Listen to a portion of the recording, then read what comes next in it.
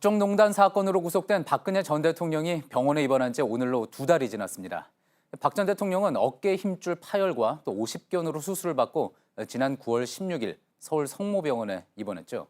입원 기간이 길어지면서 여러 이야기가 나왔는데 저희 취재진이 지난 10년간 수용자들이 주요 상급 종합병원에 입원한 내역을 확인해봤습니다. 암이나 협심증 같은 중증 질환자가 대부분이었고 또 입원 기간이 한 달을 넘긴 경우는 박 전 대통령이 유일했습니다. 임지수 기자의 보도입니다.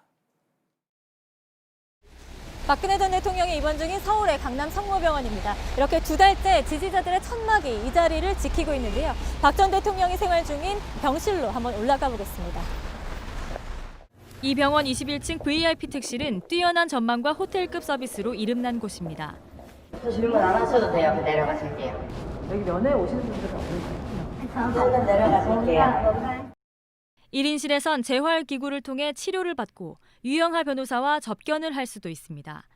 박 전 대통령의 병명은 어깨 힘줄에 문제가 생기는 회전근개 파열과 50견.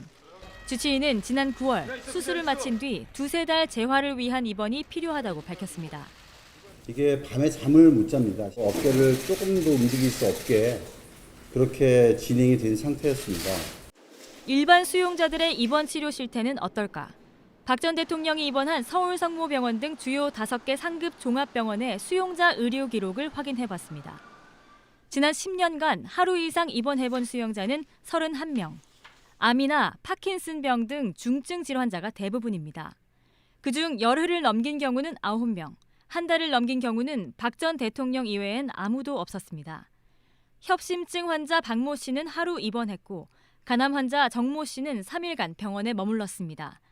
전국 모든 병원을 대상으로 봐도 비슷합니다. 지난 5년간 2달 넘게 입원한 수용자는 3명인데 직장암이나 만성 골수염을 앓고 있었습니다. 박 전 대통령과 같은 증상인 회전근개 파열 등으로 수술이나 진료를 받은 수용자는 4명이었고 입원은 일주일을 넘기지 않았습니다. 국가인권위에 따르면 조사 대상 수용자의 24%는 대기자가 많고 질병이 경증이라는 이유 등으로 외부 진료를 신청도 하지 못했습니다. 수용자 17%는 외부 진료를 신청해도 아예 거부당했습니다. 법무부 교정본부 측은 박 전 대통령 퇴원 시점은 병원 측 판단에 따를 수밖에 없다고 주장합니다. 그러나 병원 측은 수용자 퇴원 문제의 경우 교정기관과 협의로 결정해왔다는 입장입니다. 교정본부는 해외 출장 중인 주치의가 귀국하는 대로 퇴원 가능성에 대해 논의할 예정입니다. JTBC 임지수입니다.